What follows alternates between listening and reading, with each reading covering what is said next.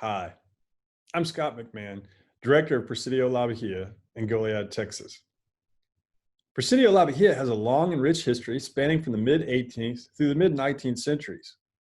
It was an important outpost during the Spanish colonization of Texas and remained so during the filibustering period of the early 1800s and more especially during the Texian War of Independence in 1835-36. By 1835, the revolutionary forces in Texas recognized the importance of holding the old stone fort due to its proximity to the coast and command of the southern road into the colonies. In the fall of 1835, Texian forces gathered in nearby Victoria and marched on the Presidio. They were able to approach undetected and take the Presidio with the help of local Baideños who supported the toppling of the current regime. After a brief skirmish, the Texians took the fort, and shortly thereafter, the Mexican garrison within the walls joined the colonists in their bid for independence. In December of that same year, members of the garrison declared independence from Mexico, signing the first Texas Declaration of Independence on the altar in Our Lady of Loreto Chapel.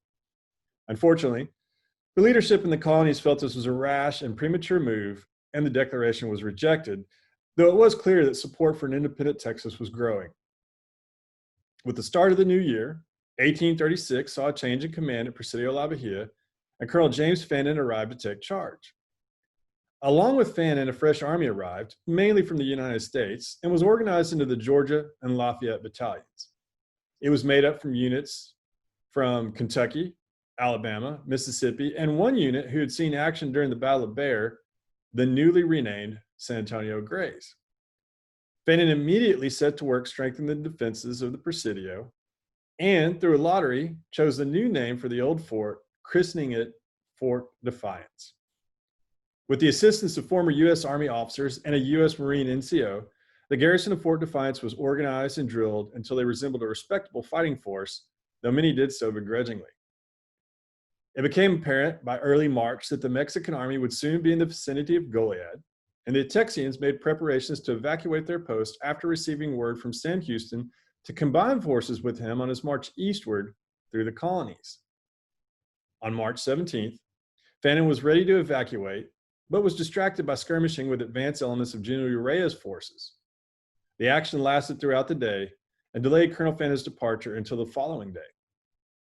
The next morning, Fannin was able to slip out of the fort under a heavy fog and attempted to make good his retreat, finally halting to rest his men and, more importantly, the animals, which were important to the removal of arms and supplies from the fort.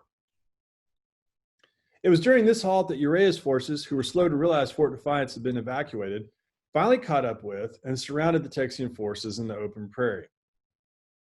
After a difficult battle lasting until dark, the Texians held their ground, and unaware to them, the Mexican army was low on ammunition, but maintained their tight cordon on the Texian defensive square. The following morning saw the arrival of Mexican reinforcements, new supplies of ammunition, and the arrival of artillery, all of which signaled the end of Texian resistance.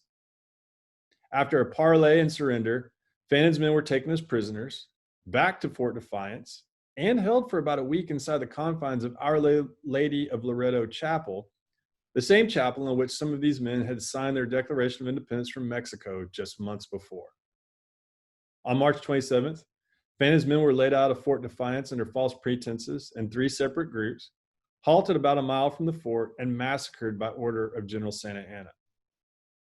While the Texians were ignorant of their pending fate, Francita Alvarez, a wife of one of the Mexican officers, learned of the plans and pulled several men away and hid them, sparing them the fate of their comrades. Francita has come to be known as the Angel of Goliad due to the compassion shown to Fannin's men. The Goliad massacre was a serious blow to the Texian army, coming so close on the hills of the fall of the Alamo. And while Santa Anna expected the massacre to dishearten the Texian morale, it became one of the 2 rallying cries a month later at the Battle of San Jacinto. As Texian soldiers rushed across the field toward the Mexican camp, the cry was heard, "Remember the Alamo, remember La Bahia." Today, Presidio La Bahia stands as the only fully restored Spanish Presidio west of the Mississippi River and one of Texas's sacred historic sites. Visitors can explore the buildings and grounds of the restored Presidio, dive into the world-class museum and collections, and quietly reflect upon the site's rich history in Our Lady of Loreto Chapel. We hope to see you soon at Presidio La Bahia.